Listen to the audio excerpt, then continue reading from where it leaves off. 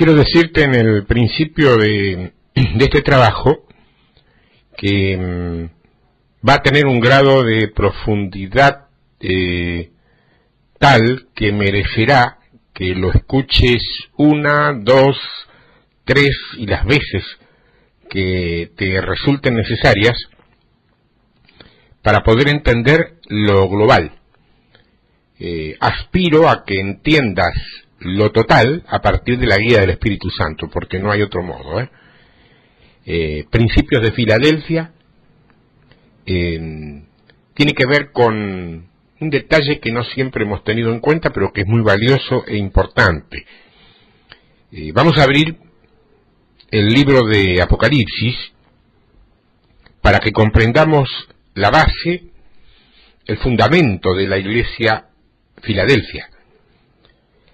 Vamos a hablar sobre las iglesias porque existen muchas cosas y cosas que fueron producidas por miedo, así como lo escuchás, por miedo al libro de Apocalipsis. Mucho miedo, muchas doctrinas vinieron de ese libro. Y ha sido tal el grado de error surgidos del Apocalipsis que muchas personas por miedo y falta de entendimiento han decidido no leer más ese libro. Yo me pregunto por qué no usamos el Apocalipsis como libro devocional. Es un libro de la Biblia. Bueno, no usamos el libro para devocional porque pensamos que no hay algo en el que nos pueda ayudar hoy. Y eso fue causado, ese pensamiento, por las enseñanzas erróneas que tuvimos. Fíjate que el primer versículo del libro de Apocalipsis, el primer versículo, dice, esta es la revelación de Jesucristo. Dice eso. No dice que es la revelación del anticristo. Dice, esta es la revelación de Jesucristo. Por tanto, tiene que haber algo errado en la interpretación, porque Dios produce paz, nunca miedo. ¿Se entiende lo que digo? Esta es la revelación de Jesucristo que Dios le dio para mostrar a sus siervos las cosas que brevemente deben acontecer. Punto número 2. Cosas que luego, en breve, pronto van a acontecer, y no en el futuro.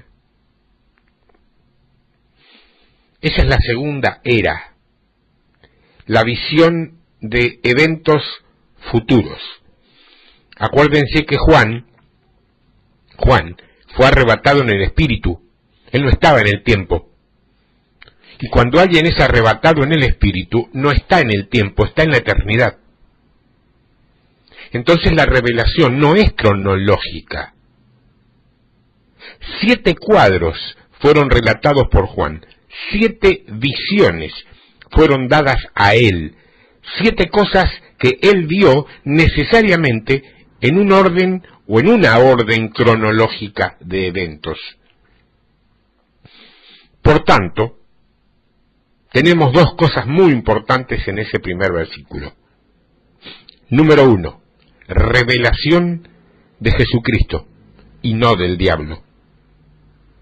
Número 2, esas cosas irán a acontecer luego, en breve, pronto. En el versículo 3 dice, bienaventurado aquel que lee. Y esto significa que si vos lees, vas a ser bendecido, no amedrentado, no asustado, no atemorizado, no preocupado, bendecido.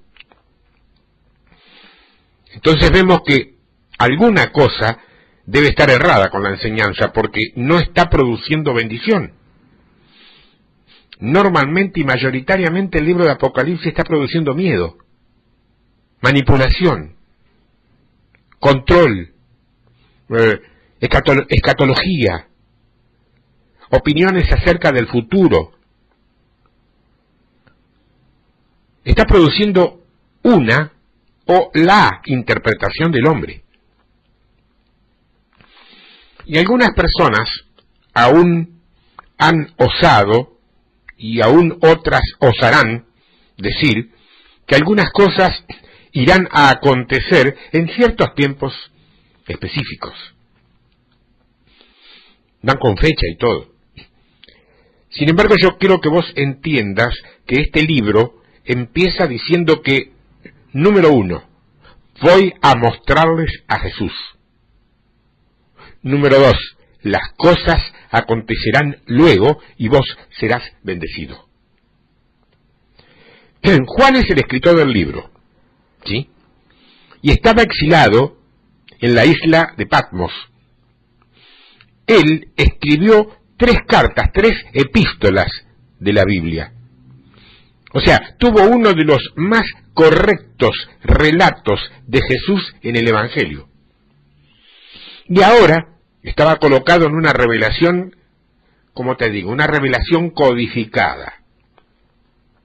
¿Por qué? Y porque él vio cosas por símbolos y por figuras. Dios estaba mostrándole cosas que deberían ser dichas a las iglesias, más porque él estaba exilado en una isla, tendrían que ser escritas de manera que los guardas romanos no tomasen ni retuviesen aquellas cartas. Ellos pensaron que él estaba loco. Y esa es la parte que la iglesia adoptó, los símbolos. Y entonces, nosotros también, por un momento dado, llegamos a pensar que él estaba loco. Yo quisiera que vos hables seriamente con más de un teólogo respecto al libro de Apocalipsis, y te puedo asegurar que te vas a sorprender, y mucho, de la opinión de los teólogos. Teólogos de prestigio, hombres de respeto, pero racionales. Para mi gusto espiritual, demasiado racionales. El racionalismo, ¿qué te diría? El racionalismo mínimo es parte del hombre, fue creado así, pero el racionalismo sobredimensionado es espíritu de Grecia.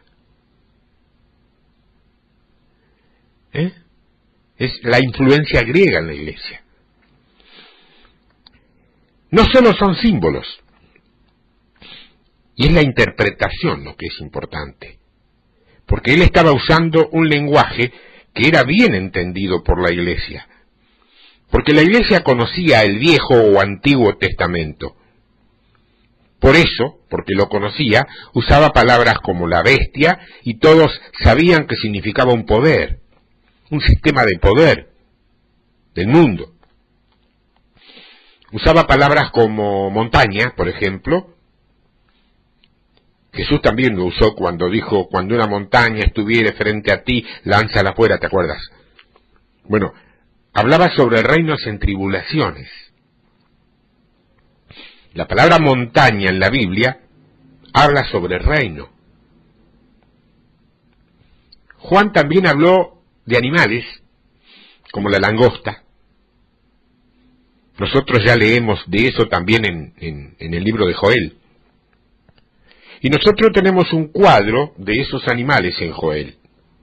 Representaban demonios. Eran cosas espirituales y no naturales. Debemos entender que él fue arrebatado para el reino del espíritu y vio cosas en el espíritu, no en la forma natural. Él usaba términos como prostituta, Babilonia. No estaba hablando sobre personas, estaba hablando sobre sistemas. Todos sabían que Babilonia era un espíritu representado por una ciudad. Primero era una ciudad. Después tenemos un ejemplo de cómo el espíritu demoníaco operaba, espíritu que estaba en la iglesia y también en el mundo. La prostituta era la iglesia infiel y era también parte de la Babilonia. Así que él sigue con símbolos codificados, mas esos símbolos no son literales. Ellos tienen un significado espiritual. Juan estaba enjaulado por causa de su evangelio, no porque él estuviese predicando, más porque su evangelio era una amenaza para el reino establecido. Precisamos entender que las personas de los tiempos antiguos eran prisioneros políticos. Juan, Pedro, Pablo y otros eran prisioneros políticos porque ellos eran una amenaza para el reino establecido. ¿Por qué? Porque ellos estaban predicando la palabra de Dios, ellos no estaban predicando salvación. Estaban anunciando el establecimiento de un nuevo rey. Y eso es lo que nosotros predicamos o necesitamos o precisamos comenzar a predicar, para ser más claro. Porque cuando comenzamos a decir que hay un nuevo rey, los reinos del mundo comienzan a ser evaluados y avalados.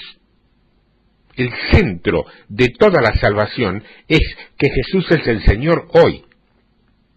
Si Jesús no reina hoy en nosotros no somos salvos. ¿Por qué? Porque no existe salvación fuera del reino. Cuando Jesús vino, el príncipe de los aires tenía el derecho legal sobre nuestras vidas, porque Adán le dio ese derecho. Entonces él estaba gobernando por medio del miedo aquí en la tierra. Mas, cuando Jesús vino, derrotó a Satanás y Jesús se sentó en el trono. Por tanto, el reino comenzó ya hace poco más de 2000 años. En la historia de Dios, el reino no comenzó, solamente fue restaurado para el hombre. Porque en realidad el reino de Dios no tiene comienzo ni fin. Desde que Dios, Él es rey. Y entonces, por consecuencia, su reino es. Para que haya un rey se necesita que haya un reino. Por tanto, si Dios es rey, hay un reino. Dios siempre fue Dios. Él tenía un reino antes de que la vida en la tierra comenzara. Él ya era rey. No lo hizo rey el hombre. Él ya era rey. Había un reino espiritual. Lo que él quería hacer era materializar ese reino. Entonces sopló su propia imagen en la tierra y comenzó su reino terrenal. No son dos reinos, es el mismo. No son dos reinos, es el mismo. El mismo reino puesto ahora en la carne.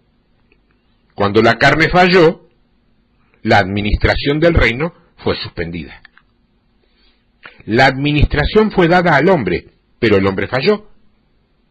Ahí Dios dijo, bueno, como usted no me consigue administrar el reino, el diablo lo va a administrar. Por consiguiente, Satanás tenía la administración, porque Adán le dio ese poder. Debido a eso, Dios colocó secretamente códigos y símbolos en la Biblia. De esa forma, solamente los entendidos, profetas y reyes comenzarían a ver el reino de Dios, pero por guía del Espíritu Santo, si no, no hay modo. ¿Cuántas veces escuchaste decir, dentro de la enseñanza que te dieron, el diablo conoce más la palabra que usted? Eso es cierto, pero de forma parcial. Y está un poquitito tergiversada la expresión. ¿Por qué? Porque Satanás no conoce la palabra más que vos y yo. Lo que conoce es la letra de la Biblia. La palabra no la puede tocar, porque para tocar la palabra necesitas la guía del Espíritu Santo, y él no lo tiene. Qué descubrimiento, ¿no? A mí me impactó el día que yo entendí, pude ver eso con claridad. Espero que si no lo habías visto hasta hoy, y lo terminaste de escuchar ahora cuando lo estás viendo, te haya impactado a vos también, porque te va a cambiar la vida, te lo puedo asegurar, Te va a cambiar la vida. En la segunda carta de Corintios, la Biblia nos dice que si los príncipes de este mundo hubiesen sabido y entendido que Jesús era el Cristo, ellos no lo habrían crucificado. Por tanto, Dios comenzó a hablar por símbolos hasta que naciese otro hombre a su imagen. Ese fue el segundo hombre, el segundo Adán, Jesús, el Cristo. Dos hombres, el primero Adán, el segundo Cristo Jesús. Y Jesús comenzó a crecer y tenía que pasar la prueba que Adán falló. Cuando Jesús salió victorioso, dijo: todo poder y autoridad me fue dado en el cielo y en la tierra, por tanto, id, vayan. Él delegó la administración del reino a la iglesia. Entonces ahora tenemos las llaves del reino que ya es aquí y está presente hoy. Así que entendamos de una buena vez, tenemos la administración del reino. La tenemos. Miren esto. El reino es la influencia del rey. El reino son los súbditos del rey. En cualquier lugar que existan personas que obedezcan al rey, ahí está presente el reino. Nosotros tenemos las llaves y nuestro trabajo es restaurar el reino, en tanto que Jesús está a la diestra del rey. Él está esperando que nosotros terminemos la administración de su reino. En 1 Corintios capítulo 15, Pablo dice que cuando terminemos el trabajo, Jesús retornará y estará a nuestro lado. Entonces daremos, dice, el reino de vuelta a Dios.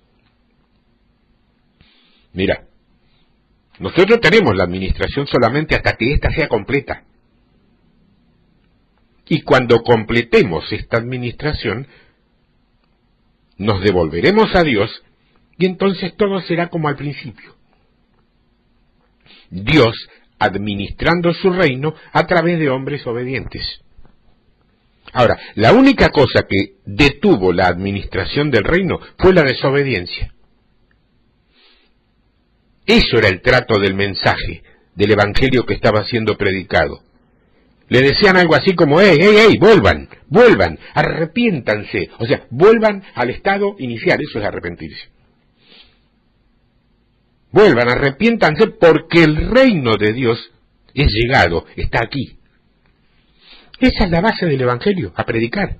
Todo lo demás, buena predisposición, excelentes ideas de los hombres, que han sumado, que han ayudado, pero que no son el epicentro, y que en algunos casos nos han desviado del camino. Y esto causó muchos problemas, porque el César, romano, estaba en esos lugares, porque Herodes estaba allí, Tito estaba allí, y ellos no querían oír eso acerca de otro reino. Este es el evangelio, porque Jesús está en el trono. Uno puede ser salvo, vos podés ser salvo, pero porque está en el trono. De alguna forma la iglesia mudó el evangelio, el sentido, y a todo lo que se limita a la predicación es a salvación. Por eso las personas no pueden ver cuál es la razón o el por qué. No hay razón para eso. Entonces vamos a entender el reino. O sea, no hay razón para eso a menos que vos entiendas el reino, porque es el reino el que produce salvación. No es un evangelio del reino separado de la salvación, no. Todo es una misma unidad. Porque sin salvación no hay reino. Y sin reino no hay salvación. Esa era la razón por la cual ellos estaban en la cárcel y eran perseguidos, porque la palabra era una amenaza para el reino establecido. La pregunta es: ¿cuántos estaríamos en la cárcel hoy si fuese penado este mensaje? Aquellos mensajes se están volviendo, están viniendo hacia la iglesia, ¿Por qué? Porque ustedes, que son la iglesia, igual que yo, estamos comenzando a entender la palabra de Dios, no la doctrina del hombre. Que a veces es parecida a la palabra de Dios y a veces no se le parece en nada. Y nos obligan a creerla y a adoptarla y a respetarla igual. En los versículos 9 y 10 leemos: yo, Juan, vuestro hermano y participante en la tribulación y en el reino y en la paciencia de Jesucristo, estaba en la isla que es llamada Patmos por la palabra de Dios y por el testimonio de Jesucristo. Yo fui arrebatado en espíritu en el día del Señor y oí por detrás de mí una grande voz como de trompeta. Juan dice: yo vine a estar en el día del Señor. Yo fui arrebatado en espíritu en el día del Señor. Cuando él dice yo estaba en espíritu en el día del Señor, lo que quiere decir es yo vine a estar en un lugar de reposo en medio de la tribulación. Vos tenés que entender esto. El día del Señor es un día de descanso, de reposo. No es un día cronológico. No es un día de 24 horas. Cuando hablamos respecto al día del Señor, cuando estamos hablando del día de la venida del Señor, no estamos hablando de un día de 24 horas, estamos hablando del kairos de Dios, de la visión de Dios. Sacá tus ojos del cronos. Sos nacido del kairos. El día y la noche son condiciones espirituales. No tienen nada que ver con el sol y la luna, o con la oscuridad y la luz. Tiene que ver con la condición espiritual. En la lengua griega, cuando dice yo estaba en espíritu en el día del Señor, está diciendo yo llegué a estar sin fuerzas en un lugar llamado descanso. Es una dimensión que Jesús creó para nosotros en la cruz, solo para probar eso. En Hebreos 4 leemos algo sobre el descanso del Señor. En los versos 1 al 3 de Hebreos capítulo 4 dice: temamos, pues, no sea que, habiéndonos sido dejada una promesa de entrada en su reposo, parezca a alguno de nosotros quedar frustrado de ella, porque también a nosotros nos ha sido anunciada la buena nueva como a ellos, mas la palabra oída no les aprovechó a ellos, no siendo mezclada con fe en aquellos que la oyeron. Entramos, empero, en el reposo los que hemos creído, de la manera que dijo: así que juré en mi ira, si entrarán en mi reposo, aún acabadas las obras desde el principio del mundo. Noten que el deseo del apóstol era que no muriésemos antes de entrar en aquel lugar. Y eso significa que hay algo que vos podés hacer, pero cuando estás vivo. Noten esto. Aquellos que creen ya entraron. Vean, es una dimensión, no es un día. Algunas personas viven allá, son personas a quien acontecen cosas alrededor, mas para ellas nada está errado, están descansando, es un lugar al cual se llega sin esfuerzo. Están allá, hay un lugar llamado descanso de Dios. Miren el versículo 11, Hebreo 4:11. Ahora, a vista de eso, procuremos diligentemente entrar en aquel descanso, para que ninguno caiga en el mismo ejemplo de desobediencia. Ahora, a vista de eso, procuremos diligentemente, quiere decir empeñense diligentemente por llegar allá. ¿Dice por ventura muere para que puedas ir para el cielo? No. Dice lucha diligentemente para estar allá, en cuanto tú estás vivo. No puede ser un lugar allá en el cielo, porque si no, vos no podrías buscar diligentemente eso. Si vos quisieras ir al cielo, lo que tenés que hacer es morir. Mas dice, intenta diligentemente buscar eso en cuanto estás vivo. Ese es el lugar de donde Jesús estaba ministrando. Él estaba en el día del Señor.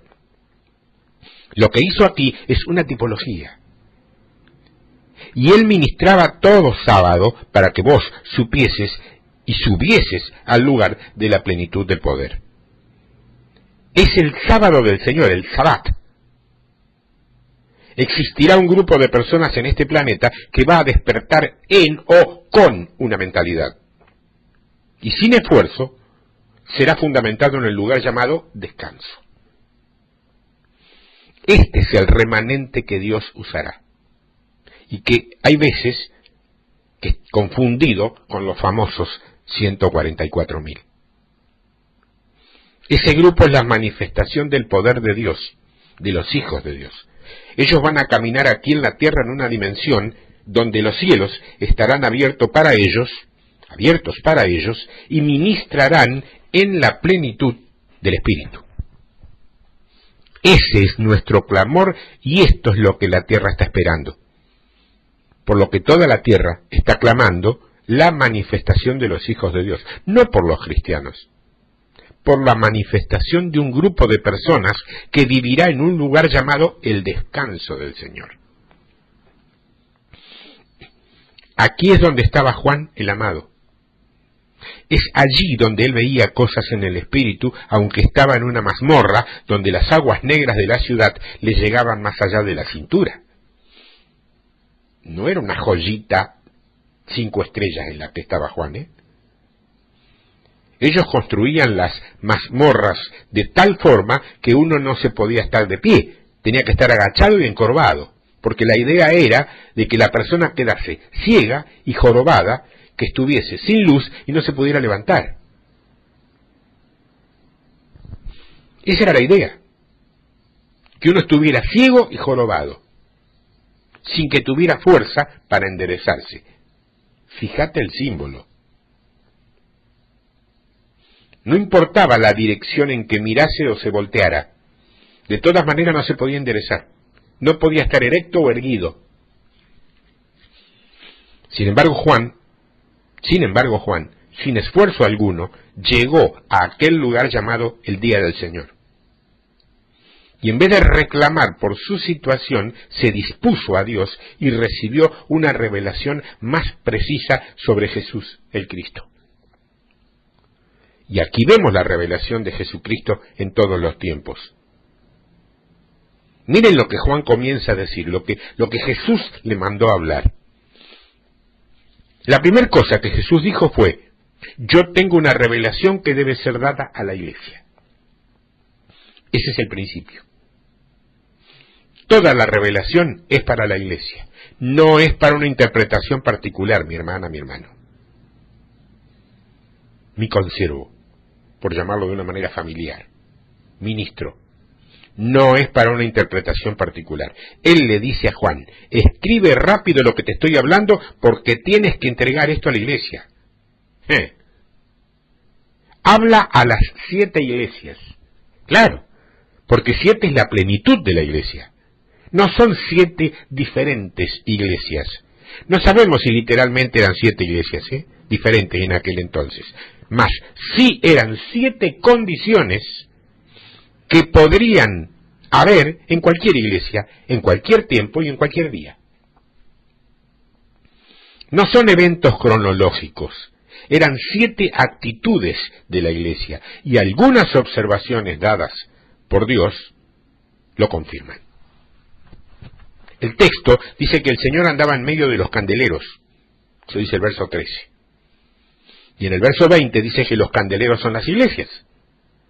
Por tanto, Él estaba caminando en medio de la iglesia. En griego dice que Él escudriñaba a la iglesia. O sea que Él estaba en cada punto situacional de la iglesia y quería saber todo lo que estaba ocurriendo allí, todo lo que estaba haciendo. Era un chequeo. Estaba chequeando la iglesia. Checando, dicen algunos. Y hoy está haciendo la misma cosa, El 90% de tus crisis, créeme, no vienen del diablo, o por el diablo. Es Jesús que está intentando tratar con la iglesia. Está intentando purificar la iglesia. Está comenzando a tratar con las personas en la iglesia, porque ya no le sirve ningún intermediario humano. Se han corrompido, mayoritariamente. Él está evaluando y avalando el reino de Dios dentro de la iglesia. Él está en medio de la iglesia y prueba o examina nuestra fe, nuestro compromiso, nuestra fidelidad, nuestra lealtad, porque habrá un tiempo en que solamente los fieles permanecerán. Y Él no quiere que vos te caigas. Así que es Él quien evalúa y trata con la iglesia. Escúchame una cosa. El diablo no tiene autoridad para tratar y reprender a la iglesia. Está escrito. Solamente Dios lo hace. Solamente Dios puede hablar y tratar con la iglesia. Cambia tu oración. Cambia tu oración. Comenzá a caminar en línea con Dios. Alineate. Recibí su disciplina y crece en el Señor. Aquí.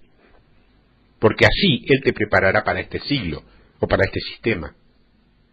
Así es que Él comienza a hablar sobre las 7 iglesias. Comienza a hablar diciendo, número 1, habla sobre la iglesia de Sardis. Sardis tenía reputación, mas no tenía carácter.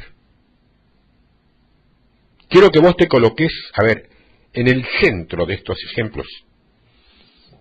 Y cuando yo comience a expresar lo que él estaba diciendo, entonces vos te vas a encontrar en algunas de esas iglesias, pero como persona.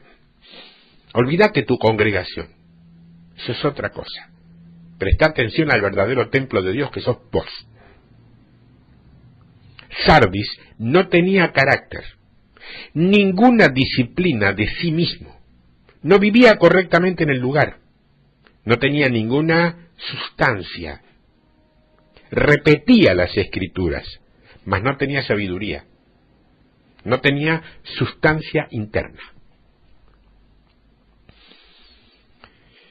En segundo término le habla a la iglesia de Éfeso y les dice, has dejado tu primer amor. El primer amor era el fundamento apostólico y profético.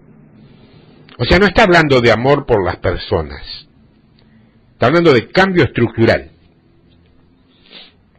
Tuvieron un nacimiento en una unción profética apostólica. Jesús tenía los 5 ministerios trabajando entre ellos. Pablo ministraba en esa iglesia día y noche. Ellos tenían un fundamento profético y apostólico. Sin embargo, Jesús les dice, tengo una cosa contra ti. Ustedes han dejado su primer amor. Ustedes dejaron su primer fundamento. Ustedes dejaron su estructura. Cuando Pablo estaba por partir de Éfeso, dijo que los lobos vendrían y atraerían a los hombres a sí mismos. Ellos serían falsos apóstoles. Pablo, en Hechos 20, dijo, cuando yo parta, otros hombres vendrán. ¡Cuidado! Bueno, ahora Jesús dice que Pablo estaba correcto. Ellos siguieron a los hombres y no al fundamento profético y apostólico. Número 3. Habla a la iglesia de Tiatira. Le dice, tengo contra ti. Apocalipsis capítulo 2, versos 18 y 19. Al ángel de la iglesia en Tiatira escribe, esto dice el Hijo de Dios, que tiene los ojos como llamas de fuego y los pies semejantes al latón reluciente. Conozco tus obras, tu amor, tu fe, tu servicio y perseverancia, y sé que tus últimas obras son más abundantes que las primeras. Él está queriendo decir, algo así como, ustedes son un pueblo grandioso, y quiero que me escuchen ahora. Este mensaje es un mensaje contemporáneo, y yo creo en mi espíritu que esto es profético y describe a tu iglesia. Jesús, sí. ¿Yo lo estoy repitiendo? Sí. ¿Estoy creyendo lo mismo? Sí. Dios levantará una iglesia como Filadelfia. pero aquí dice que estas condiciones deben ser ajustadas. Sardis tiene una gran reputación, pero no tiene carácter.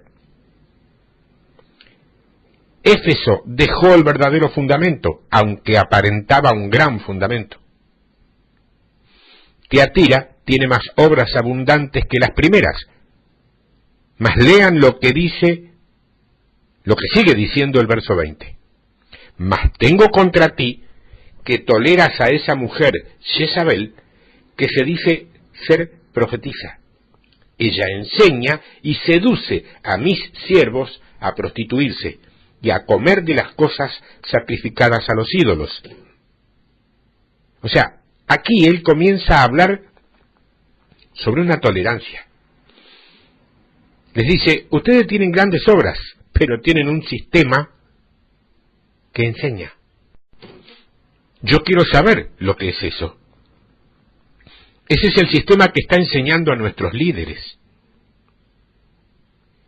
Él llamó a eso del nombre Jezabel. O sea, Jesús llamó Jezabel al sistema que está enseñando a nuestros líderes. Jesús lo llamó Jezabel, no yo. Ustedes están tolerando ese espíritu llamado Jezabel. ¿Cuál es el espíritu? La base fundamental del espíritu de Jezabel. El control. Miren el versículo 21. Y le he dado tiempo para que se arrepintiese, y ella, Jezabel, no quiere arrepentirse de su prostitución. No es prostitución física, hermano. Es fornicación con los propósitos de Dios. Necesitamos entender que Dios no está interesado en el individuo. Esto es un vago entendimiento. Esto es apenas. Él está procurando una comunidad. Aquella que es iglesia. La mujer que es iglesia. El hombre que es iglesia. Él está hablando corporativamente. Es un cuerpo con muchos miembros. Cuando él mira hacia abajo, él ve un cuerpo, ve una mujer, ve un sistema, una iglesia que está produciendo fornicación con sus propósitos.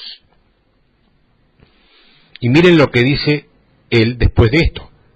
El verso 22 dice, por eso es que la lanzo en un lecho de dolores y en una grande tribulación a los que cometen adulterio con ella.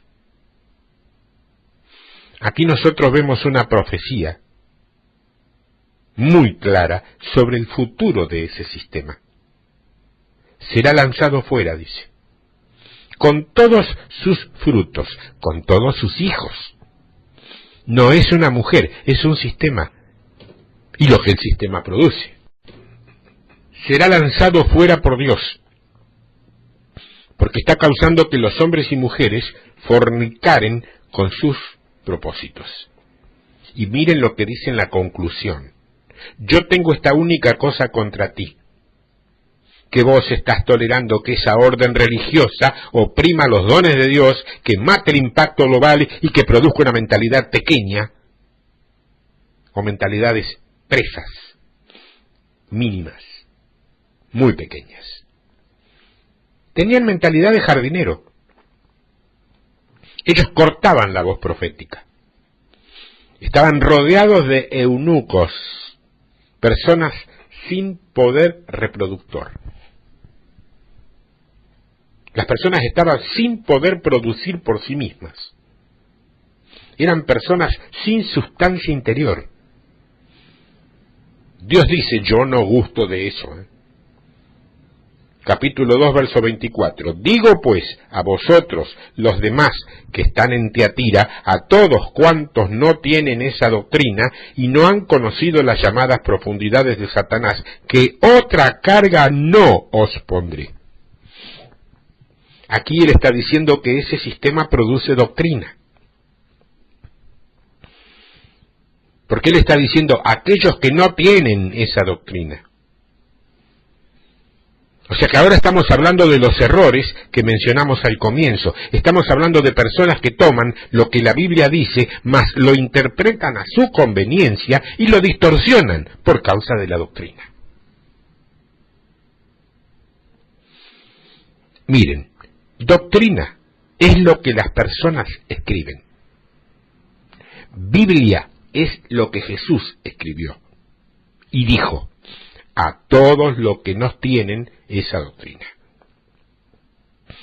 Él dice ahora que aquella doctrina son las profundidades de Satanás. En la iglesia. En la iglesia. El verso 25 dice, más lo que tienes, retenedlo hasta que yo venga. Ese versículo 26. Al que venciere, ¿vencer qué? Al que venciere, ¿vencer qué? El sistema. Yo creo que ahora lo podés ver claramente, ¿eh? Por eso te decía, 1, 2, 3, escuchalo tantas veces te sea necesario, tenés que verlo, porque está aquí. Si yo lo vi, yo no soy más que vos. A lo sumo llegué 30 segundos antes a un lugar y ahora lo estoy compartiendo con vos para que vos vengas a donde estoy yo. Me explico. Porque si vamos a pensar que somos unos mejores que otros, estamos predicando doctrina. Estamos dejándonos llevar por Jezabel. Otra carga no os pondré. Otra carga no os pondré. Al que venciere. Dios está procurando personas que venzan el sistema del cual Él no se agrada. Él está buscando ¿qué? Una iglesia pura. En la cuarta expresión, Él le habla a Pérgamo. Y le dice, tengo contra ti que ustedes permiten a los que siguen a Balaam y a los Nicolaitas. Estos son dos espíritus, ¿eh? Balaam representa a los profetas falsos en la iglesia. La falsa orden profética. Ese es el significado de Balaam. Si vos querés, esos que han sido ordenados como profetas entre gallos y medias noches. Para que luego tengan hasta salarios de profeta. ¿Quién dijo que el profeta tiene un salario? Hermano. Ojo, no hagamos excesos. Estamos hablando del reino de Dios. Los nicolaitas establecen un clero falso. ¿Por qué? Porque separan la iglesia del sacerdocio. Los nicolaitas fueron aquellos que crearon el clero, separándolo de la iglesia. Dios nunca quiso eso. Él dijo que éramos un reino de reyes y sacerdotes. O sea, Él quería un reino de sacerdotes. Por tanto dijo, a mí no me gusta eso. Una falsa orden de sacerdotes fue establecida por los nicolaitas. Ahora tenemos personas que quieren asumir el poder por causa de las vestimentas. Y eso es operado por ese tipo de espíritu. La persona quiere exceder poder por el uso de una beca o diplomas de colores para crear posiciones que solamente pertenecen a los ungidos. Dios dijo, no, yo no gusto de eso dentro de mi iglesia. No quiero eso. Entonces, en el número 5, le habla a la Odisea. La Odisea. Y le dice, ¿qué es lo que acontece con vosotros? Tú no eres caliente ni fría. Y eso nosotros siempre se lo decimos a los creyentes, ¿no? Viste que lo enseñamos a eso. La Odisea era una ciudad conocida por sus balnearios de aguas naturales, lugar de nacientes de agua natural usadas para sanidades, para curas, a través de los llamados baños termales o baños calientes. Las personas iban allí para el baño. Eran aguas termales. Bueno, eso es exactamente lo que era la Odisea. Tenía baño caliente y frío a la vez. Y la ciudad era conocida por su poder curativo, por medio de esos baños. Y lo que Jesús le está diciendo es que ellos perdieron esa relatividad. Ya no curaban más a ninguno. Las aguas ya no eran buenas. Ellos mudaron su mensaje, lo cambiaron. No eran fríos ni calientes. O sea, no tenían más nada de bueno. La Odisea era conocida por sus aguas, y él, porque las aguas ya no eran buenas, muestra que la Odisea no era buena. Vos no podés perder tu relatividad. Si tenés alguna relatividad con la sociedad, no podés perder ese sabor, tenés que permanecer en contacto, no podés perder tu poder de impacto. En la sexta expresión con la iglesia de Esmirna es mucho más sintético, concreto y contundente. Le dice, vos vivís en la sinagoga de Satanás y estás deseando morir. ¿Una iglesia viviendo como sinagoga de Satanás? ¿O sí? ¿Has visto alguna? Y en el número 7 viene la séptima iglesia y la llama Filadelfia. Filadelfia era una ciudad joven, tenía un suelo muy bueno, producía olivos, era una tierra de plantas de olivo. Tengamos en mente ese cuadro, esa imagen. Y está Filadelfia, una ciudad construida sobre un jardín de olivos. El olivo, o la planta de oliva, era muy importante porque de ella se obtenía el aceite, o si vos querés, la unción. Filadelfia era una ciudad joven, pequeña, menuda, una ciudad nueva, no era una vieja ciudad. Ahora en la Biblia, ciudades son iglesias. O sea, no está hablando de la ciudad para ir en un viaje de turismo. Está hablando de la iglesia. La palabra ciudad siempre habla de iglesia. Por eso dice la iglesia de Corinto o iglesia de Éfeso, porque la ciudad es la iglesia. Ambas son una misma cosa. ¿Cómo es tu ciudad? ¿Cómo es tu iglesia? O cómo es la iglesia del Señor allí. Y esto va a acontecer de nuevo. Por eso se le llama la ciudad de Dios. La ciudad de Dios no es una cosa etérea flotando en algún lugar del cosmos. Sos vos. Vos sos la ciudad de Dios. Hermano. Por tanto, la ciudad de Filadelfia es la iglesia de Filadelfia. Alguna cosa peculiar estaba aconteciendo con aquel suelo. Había terremotos constantes, todo el tiempo rechinaban cosas y a causa de ello las paredes estaban llenas de cuarteaduras, las casas eran demolidas y las personas estaban siempre procurando tener estabilidad.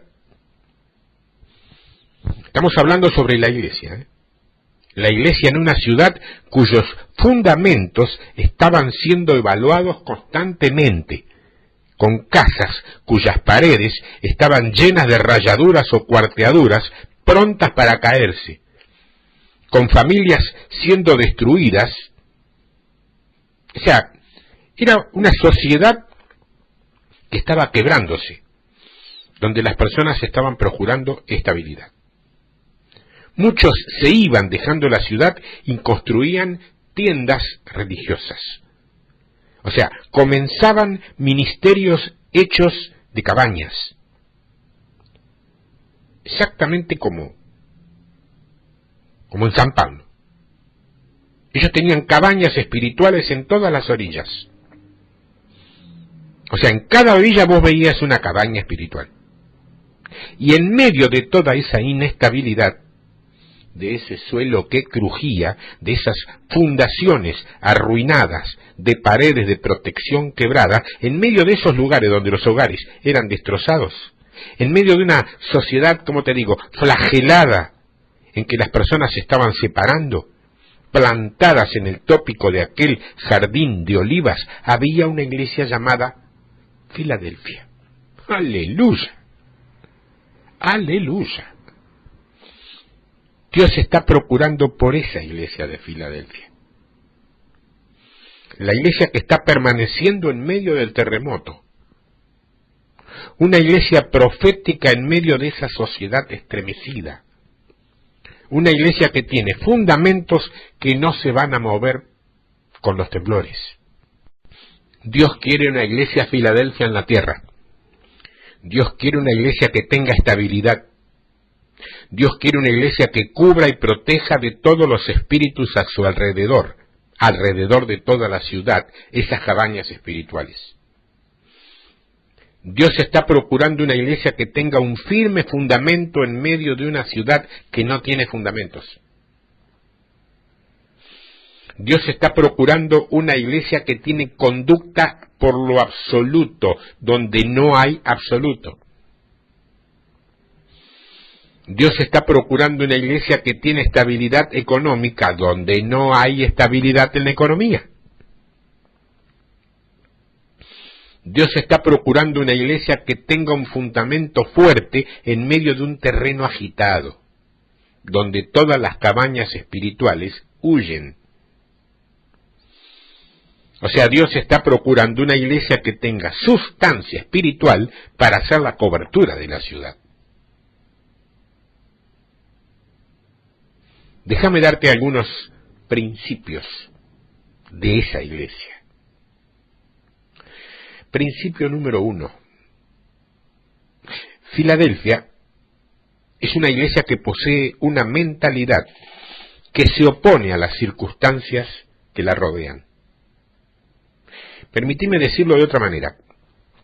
La iglesia de Filadelfia es una iglesia que se opone a las circunstancias que la rodean. Ellos no creen en lo que viene, ellos creen en lo que saben. Te lo repito para que lo anotes y lo tengas presente. Ellos no creen en lo que viene, ellos creen en lo que saben. Tienen una mentalidad diferente. Ellos no son avalados ni evaluados por la economía ni por los reinos de este mundo. Ellos son personas con mentalidad diferente. ¿Por qué? Porque ellos son ciudadanos del cielo.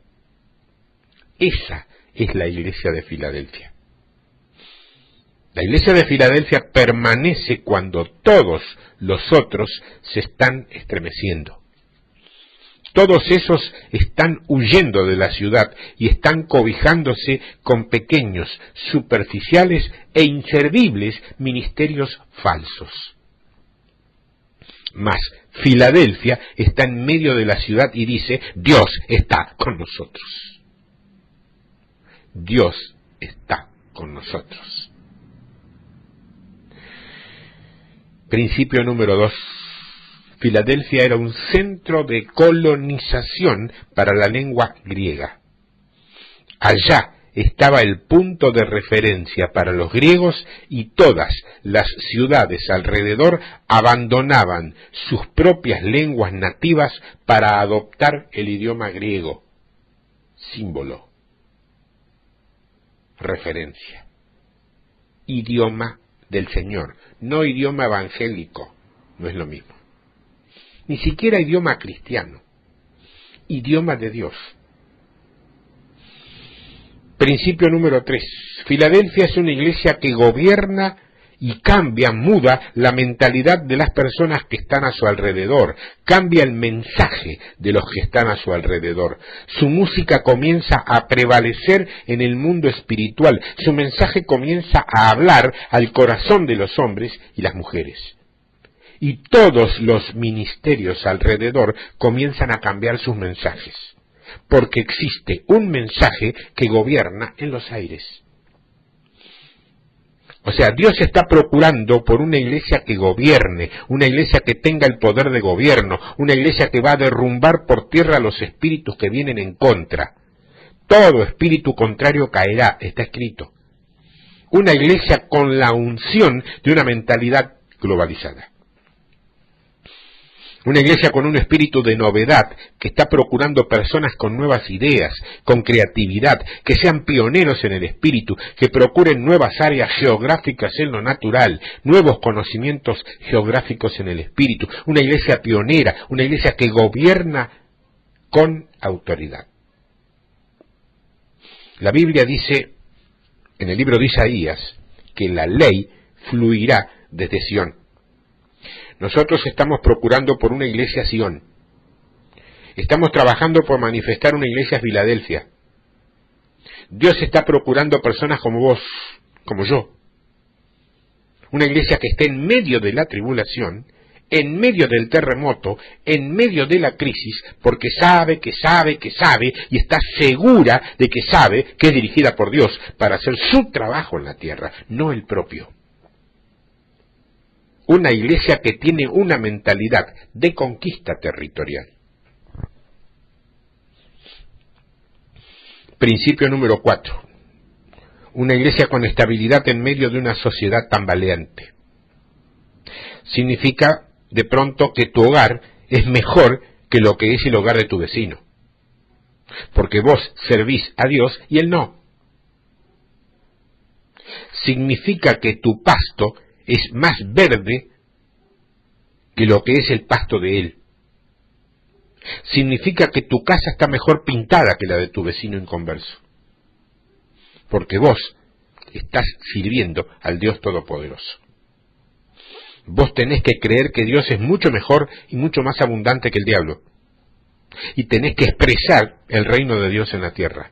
Yo sé que no tiene que haber exageraciones en cuanto a la prosperidad. Lo sé perfectamente porque muchos de los, entre comillas, nuestros, andan viviendo de eso. Entonces lo sé perfectamente. Mas mi vecino sirve a Satanás y yo sirvo al Dios Todopoderoso. ¿Quién es mejor? ¿Quién es mejor?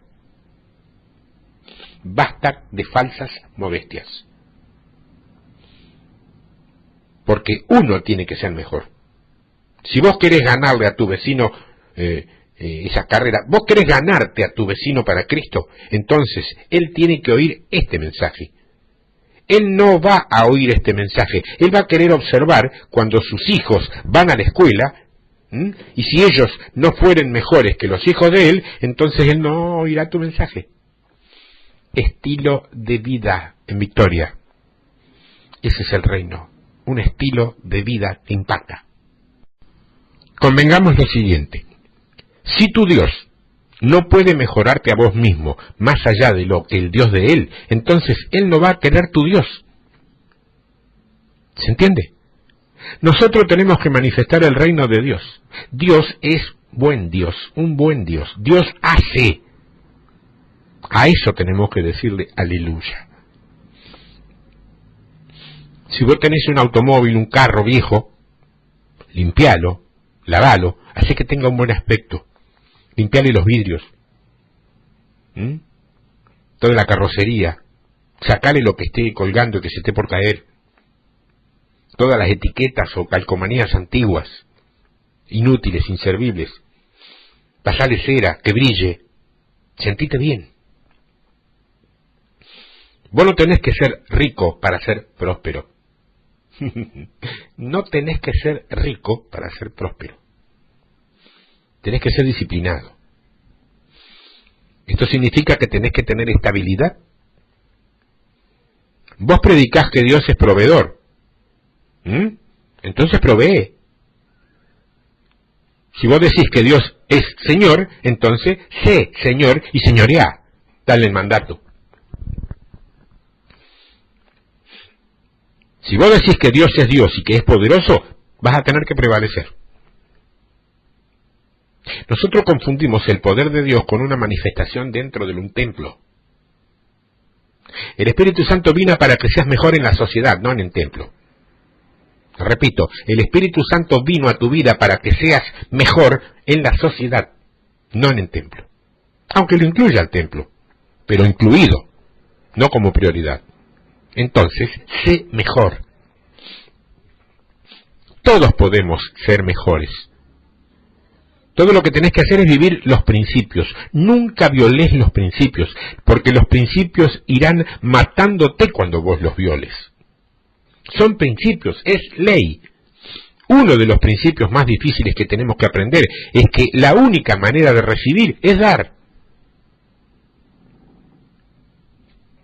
¿Que parece un mensajito de esos previos a la hora de levantar las ofrendas? Sí se le parece. Pero las intenciones son muy distintas, créemelo. Cuando vos violás eso, te estás maltratando a vos mismo.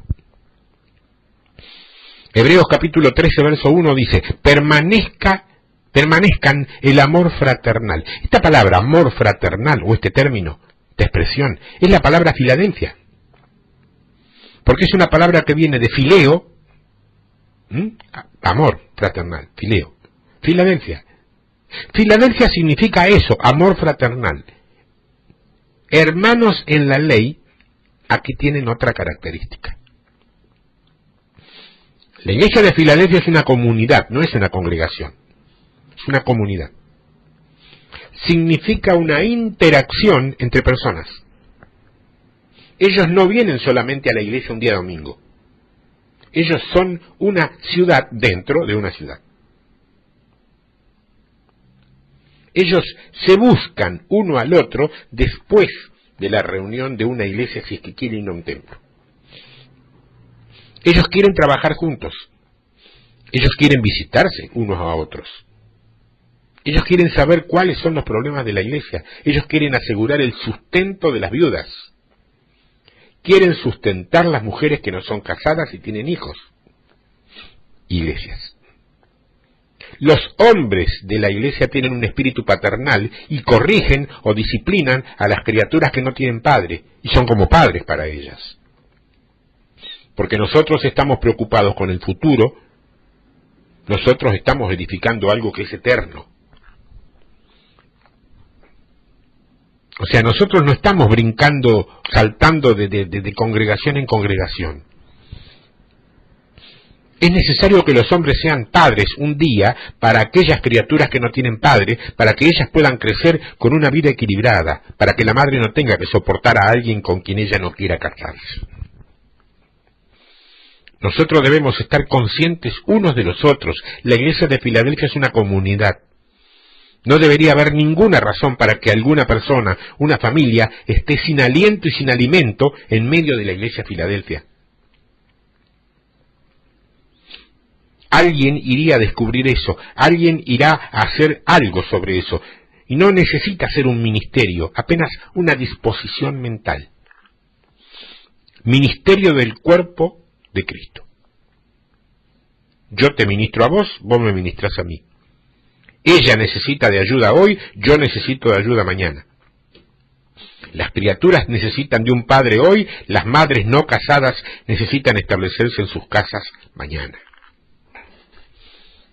Algunas personas precisan del servicio de tinte de cabello. Y tal vez vos sepas cómo hacer eso. Tal vez doña María no tenga el dinero y ella vive en Filadelfia. Filadelfia es una comunidad. Es llamada de amor fraternal. Dios está procurando esa iglesia Filadelfia. No personas que vienen solamente para tener una reunión y ocupar cargos. Y solazarse y regocijarse en la importancia mayor o menor que tengan esos cargos. Sin hablar de los salarios, que también los hay. Algo que sea una comunidad dentro de la comunidad, una ciudad dentro de la ciudad, personas con una mentalidad de reino, personas que entienden su propósito, personas que entienden de destino, personas que están construyendo para el futuro. Amor fraternal. Filadelfia. Mira el Salmo 133. Esas son características que Dios quiere construir dentro tuyo, no es un ministerio, es una mentalidad. Salmo 133. Cuán bueno y delicioso es que los hermanos vivan en unión.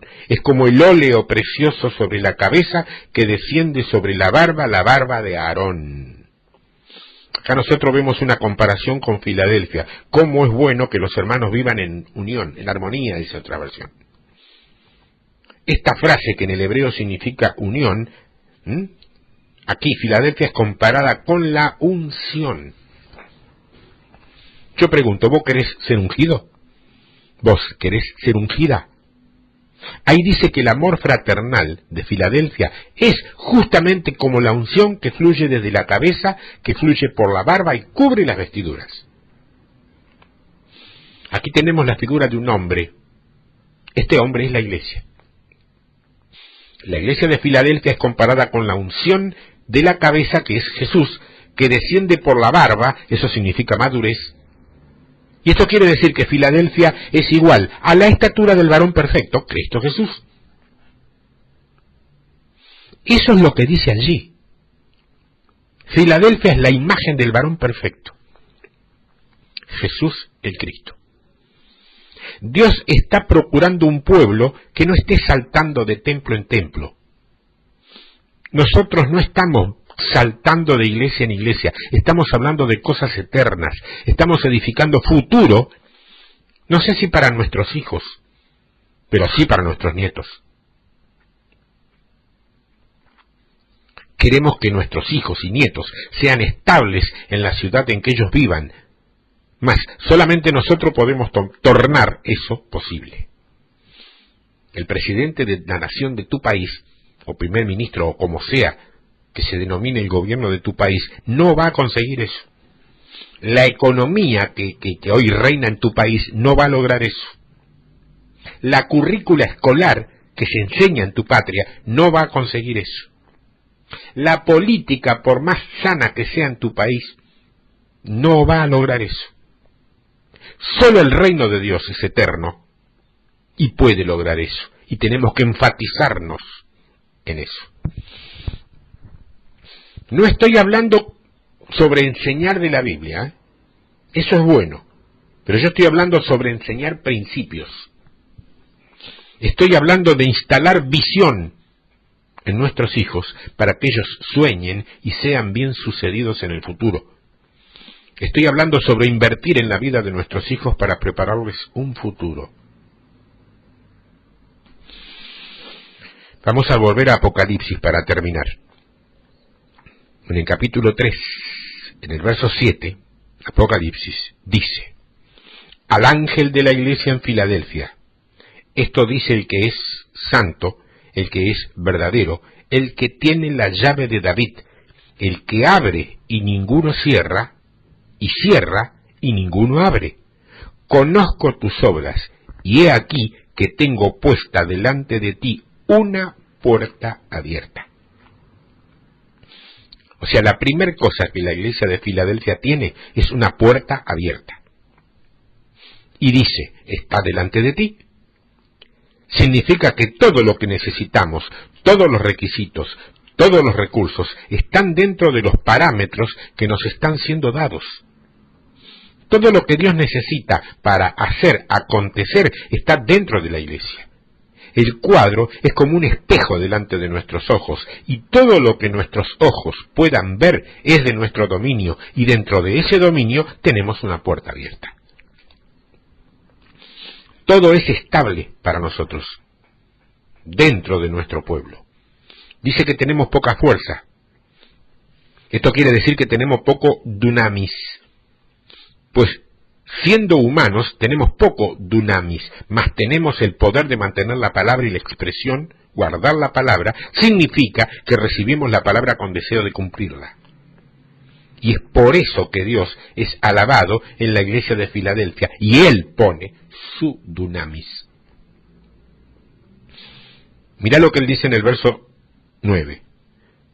Mira que haré a unos de la sinagoga de Satanás, a los que se dicen judíos y no lo son, mas mienten, haré que vengan y adoren postrados a tus pies y sepan que yo te amo. Él va a darnos a las personas que estaban cautivas en Babilonia. Todas las que estaban sobre círculos religiosos, que estaban cautivas en la sinagoga de Satanás, vendrán a nuestros pies para aprender la palabra de Dios. Lo que no quiere decir que nosotros seremos amos y ellos esclavos, quiere decir que seremos puntos de referencia. Lo soy de alguna manera yo para vos hoy. ¿Y qué crees? ¿Que ahí termina la historia? ¿No te diste cuenta que mañana vos vas a ocupar el lugar que hoy tengo yo ante otros? Esa es tu responsabilidad. ¿Estás preparada? ¿Estás preparado? En el versículo 10 dice, por cuanto guardaste la palabra de mi perseverancia, también yo te guardaré de la hora de la prueba que ha de venir sobre el mundo entero para probar a los que habitan sobre la tierra. Fíjate que hay una promesa de protección. Y cuando dice que ha de venir, significa, en el tiempo del verbo, que vendrá rápido, cuando sea necesario. No habla sobre un evento futuro. Habla de que si tuviésemos tribulación hoy, Él va a libertarnos hoy. Si tuviéramos tribulación mañana, Él nos va a libertar mañana.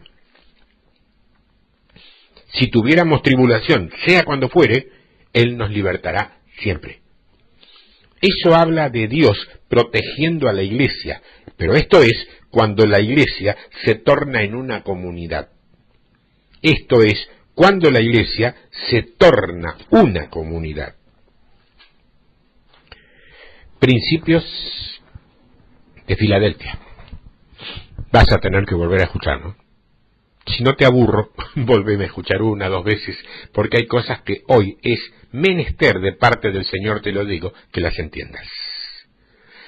No te pido que me hagas consultas al respecto, porque esto es muy profundo y es bastante complicado para responderlo por correo electrónico, pero podés compartir o intercambiar comentarios conmigo escribiéndome a los correos tiempodevictoria@hotmail.com o tiempodevictoria@yahoo.com.ar, poniendo justamente en el asunto Principios de Filadelfia, porque hay gente que me escribe y me dice, por ejemplo, ese mensaje vino perfecto para mi vida, pero no me dice cuál fue. Yo tengo escritos más de 2000 y grabados cerca de 1000. Imagínate que ya mi memoria no es todo lo aceitada que era en otra época, y no puedo, por 2 palabras que me diga, darme cuenta de qué mensaje me está hablando. Y a veces no puedo responder con eficiencia por eso. Ya lo sabes, Principios de Filadelfia. Dios te bendiga y se haga carne en tu vida. ¿Qué te digo? Aunque sea la 4ª parte de lo que has escuchado hoy o de lo que has creído hoy. Ponelo por obra y empezá hoy mismo. Dios te bendiga. Hasta la semana que viene, si Dios quiere.